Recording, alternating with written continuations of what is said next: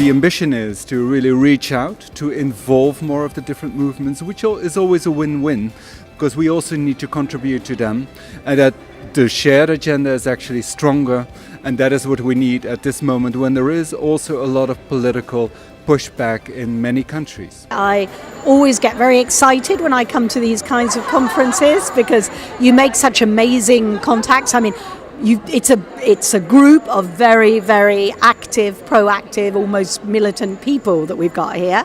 So you know things are going to happen. And just simply coming out of the conference, we've already made lots and lots of links. We're also realizing that what we do is actually quite unusual in Europe, and that's surprising, but why not, and so lots to be done in terms of spreading and outreach. So yeah, lots of hope, and I'm going away all excited about the idea of working together. This movement needs to be proud of what it has achieved, needs to be confident that we are on the right side of history.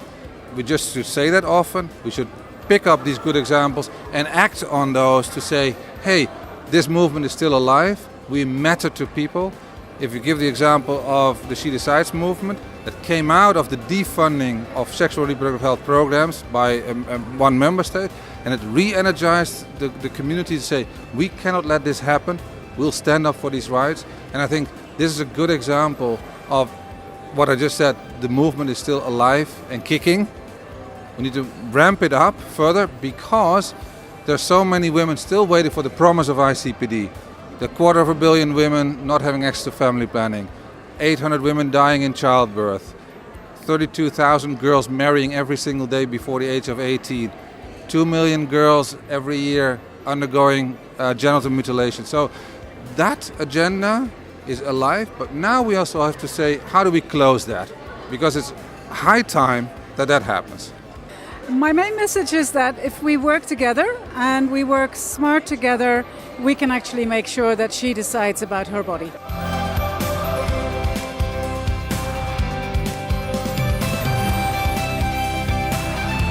Well, my first message was to thank Eurongos Inspire for the support that they've given to the Irish Family Planning Association and to campaigners in Ireland over many years. Really, when things were very difficult in Ireland, we had so much solidarity and support from the members and the supporters of Eurongos. I'm a very much hopeful person, so I'm an optimistic. So with this convention, I'm going to take home a lot of positivity and a lot of perspectives that are going to help me do a lot more than I'm already doing. Like I have this Facebook page. It's called Feminism Pakistan. You should follow it. So.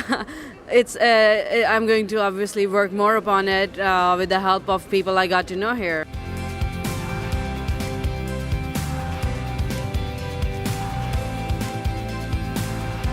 The new Eurongos is called Inspire, and Inspire because the course that we set with Eurongos and now Inspire is to transition into more of a partnership of NGOs, but also working with academia and possibly private sector and governments, because the agenda that we serve needs as much strength as we can pull off to really make a difference. And that's why we came up with the name Inspire, because we want to inspire our partners, but we also want to get inspired by our partners on how to move forward.